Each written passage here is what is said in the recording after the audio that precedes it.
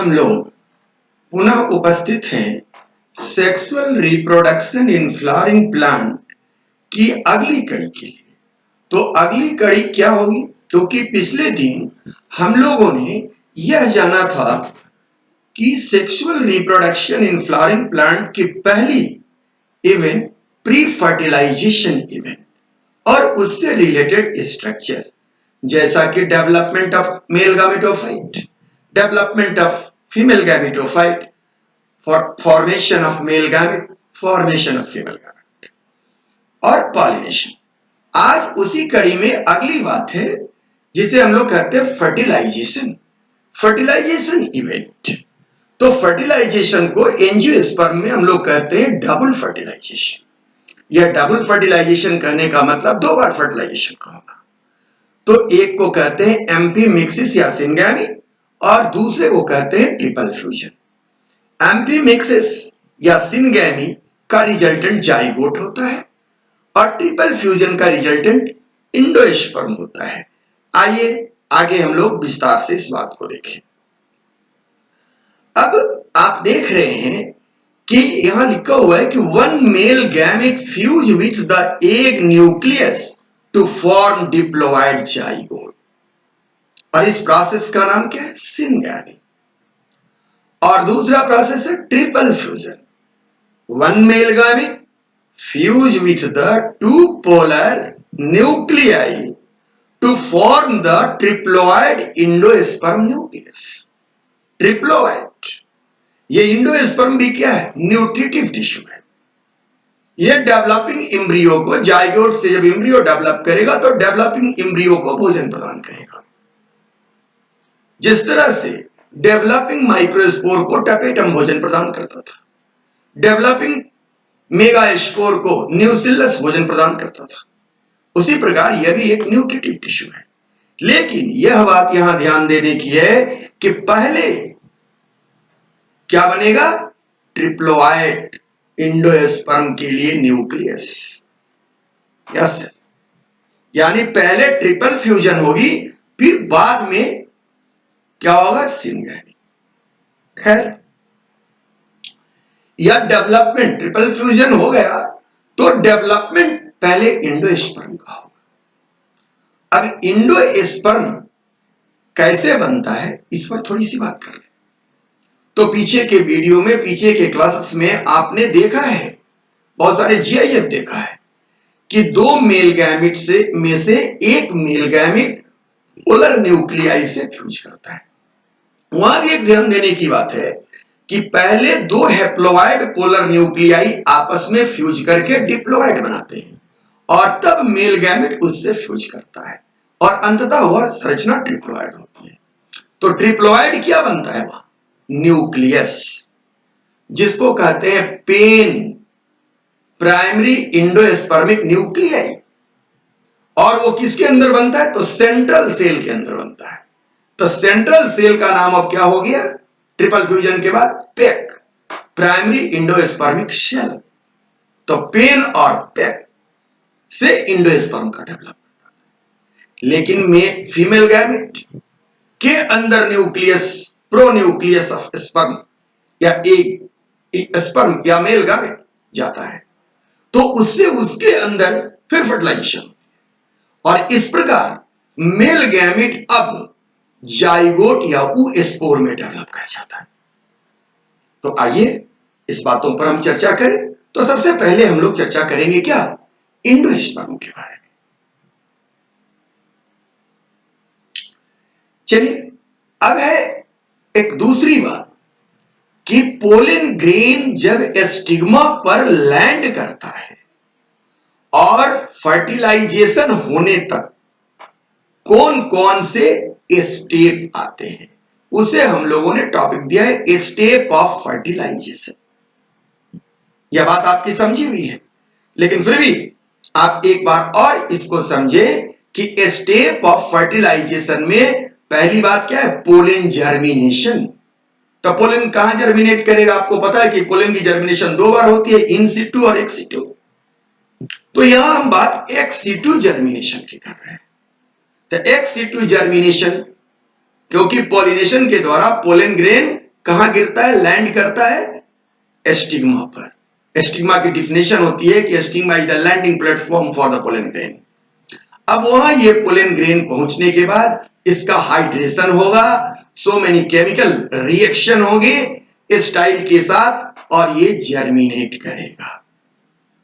और जर्मिनेट करने के बाद अब पोलन ट्यूब एस्टिग्मा के अंदर एंट्री करेगा। कुछ बच्चों का सवाल था कि क्या एस्टिग्मा हॉलो होता है? नहीं, एस्टिग्मा हॉलो भी होता है, एस्टिग्मा सेमी हॉलो होता है और एस्टिग्मा सॉलिड होता है। अलग अलग पौधों में एस्टिग्मा अलग अलग होते हैं। तो जहां पर सॉलिड है वहां पर पोलन ट्यूब को पेनिट्रेट करना होगा, जहां पर हॉलो है वहां इजीली पास कर जाएगा, जहां पर सेमी सॉलिड है वहां मॉडरेट।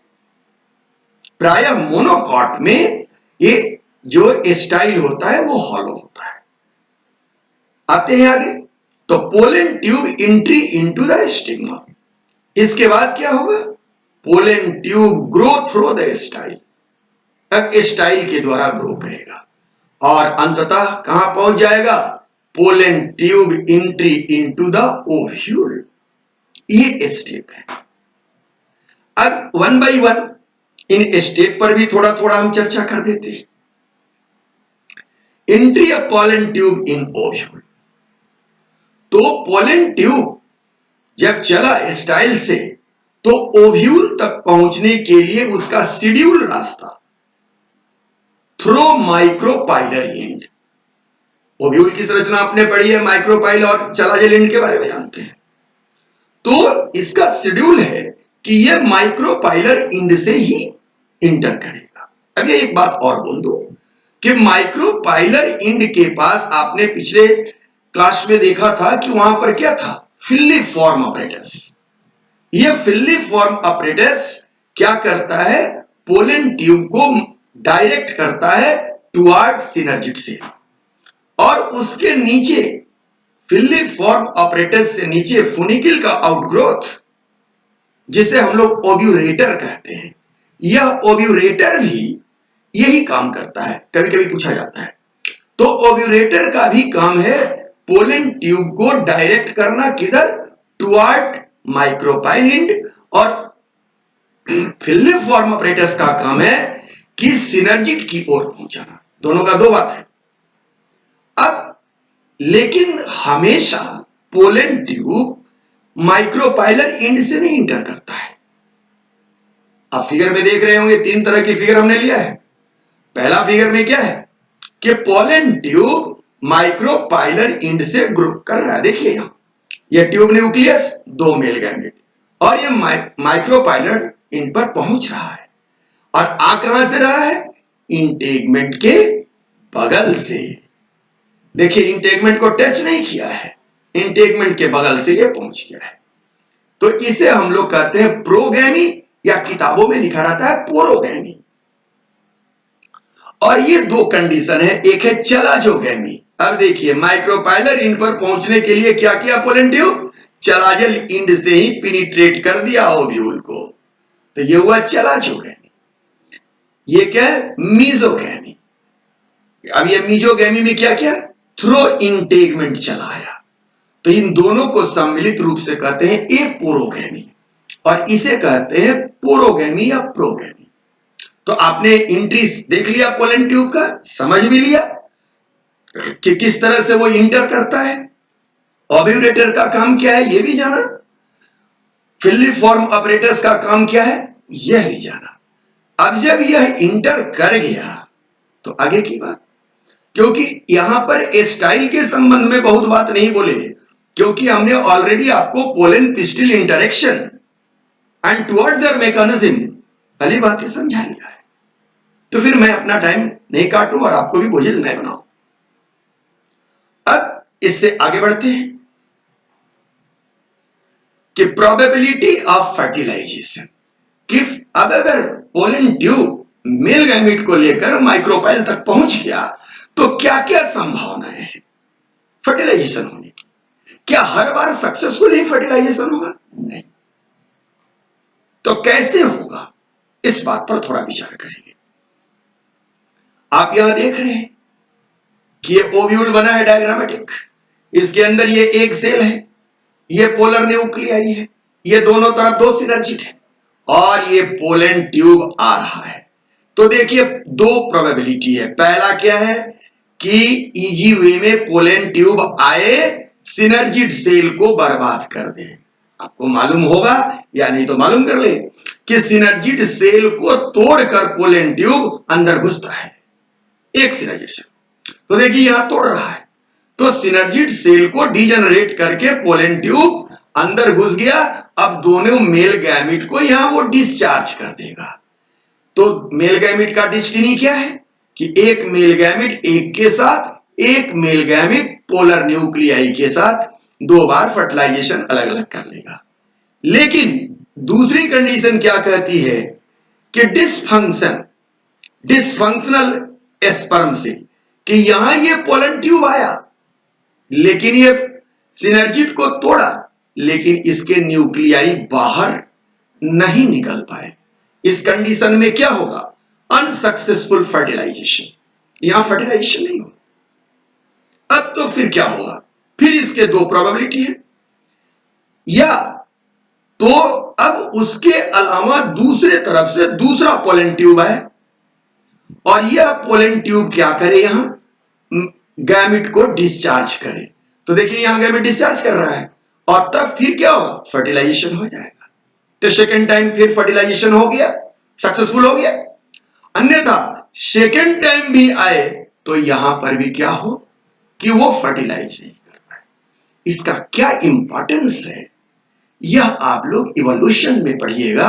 इसे हम लोग कहते हैं barrier, physiological barrier, hybrid breakdown, कि स्पीसीज अलग अलग हैं और क्या कारण है इन पर मैं आगे चर्चा करूंगा। अभी आप लोग बिगिनर हैं, इसलिए डिटेल बात मैं बहुत ज्यादा नहीं कहना चाह रहा हूं। ऐसे ही आप लोग कह रहे हैं, कितने बच्चे कह रहे हैं कि सर थोड़ा ज्यादा कर दे रहे हैं हम, के नहीं नहीं नहीं, सारी बातों को इसलिए मैं समय दे रहा हूं कि आपके पास ये वीडियो है, कि मेरा मानना है कि नीट में कोई भी सवाल नहीं छूटे आपसे, क्योंकि आप केवल 12 के बच्चे इसे नहीं देख रहे हैं और नहीं लाभान्वित हो रहे।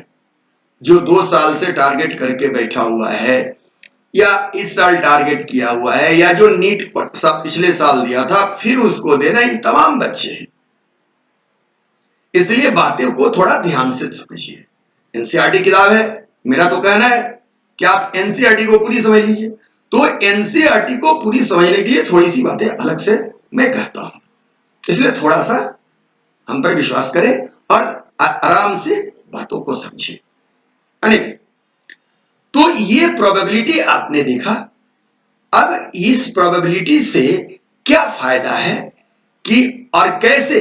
तो आपने देखा कि एक बार अगर फर्टिलाइजेशन नहीं हुआ तो दोबारा भी चांस मिल सकता है।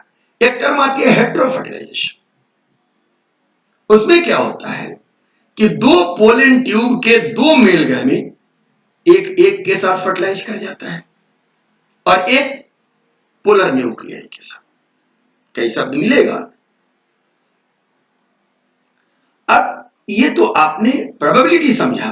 अब आइए मैं आपको समझाता हूं मॉलिक्यूलर बेसिस ऑफ सिंगैमी, कि जो जाइगोट का डेवलपमेंट होता है, एक के साथ मेल गैमिट यूनाइट होता है, वहां पर मॉलिक्यूलर फेनोमेना क्या होती है। मैं कोई बहुत लेंदी बात नहीं, बहुत सिंपल बात और छोटा सा बात, और वो केवल डायग्रामेटिक समझा दूंगा।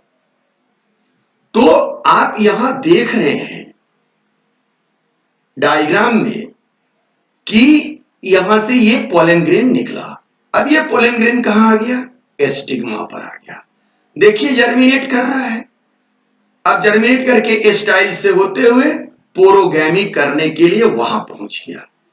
अब जब वहां गया तो इसी बात को आप यहां देखिए, ये मेल पोलन ट्यूब है। यहां देखिए दोनों मेल गैमेट डिस्चार्ज हो रहे हैं, सिनर्जिड सेल ब्रेस्ट कर रहा है। और अब इसके बाद यह जो मेल गैमेट या स्पर्म सेल है, यह किस प्रकार एक के साथ यूनाइट होता है। यहां देखिए देखिए लिखा हुआ है यहां कि एक क्या दे रहा है, केमिकल दे रहा है EC1, और उसके द्वारा ये स्पर्म सेल को रिकॉग्नाइज कर रहा है। और इसके रिकॉग्नाइजेशन उसी तरह है जिस तरह आपने एंटीजन एंटीबॉडी रिएक्शन पढ़ा होगा, इंजाइम सबस्ट्रेट कॉम्प्लेक्स फॉर्मेशन पढ़ा होगा कि इंजाइम स्पेसिफिक है सबस्ट्रेट के लिए, एंटीजन स्पेसिफिक है एंटीबॉडी के लिए, या एंटीबॉडी स्पेसिफिक है। यही यहां पर इसको कहा जाता है फर्टिलाइजिंग एंटी फर्टिलाइजिंग रिएक्शन। तो एनिमल में तो ये वेल प्रोनाउंस्ड है, लेकिन हाल के दिनों में, आज के दिनों में हम लोगों ने प्लांट में भी समझा है कि प्लांट में भी ये बात होती है। तो ये EC1 जस्ट एक केमिकल है आपके लिए, जो कौन रिलीज करता है, फीमेल गैमेट एक, और उस पर रिस्पॉन्स तो वो रिलीज करेगा, और स्पर्म सेल का मेम्ब्रेन जो है, प्लाज्मा मेम्ब्रेन, उस पर क्या होगा, उसके रिसेप्टर होंगे, तो दोनों आपस में बाइंड हो जाएंगे और फर्टिलाइजेशन श्योर हो जाएगी। अब देखिए भी नीचे ये रिस्पॉन्स होकर के क्या हुआ, मेम्ब्रेनल फ्यूजन हुआ। अब आर्बियोडोप्सिस थैलियाना नामक पौधे में हम लोगों ने इस बात को देखा कि EC1 क्या करता है। तो देखिए ये सिंबल दिया है मैंने EC1 का। EC1 देखिए यहां क्या है, ये आर्बियोप्सिस थैलियाना का मेल और फीमेल गैमेट्स का फोटो है। तो यहां देखिए ये फीमेल क्या कर रहा है कि फीमेल रिलीज कर रहा है क्या, EC1, और उसको रिसेप्ट कर रहा है कौन, मेल।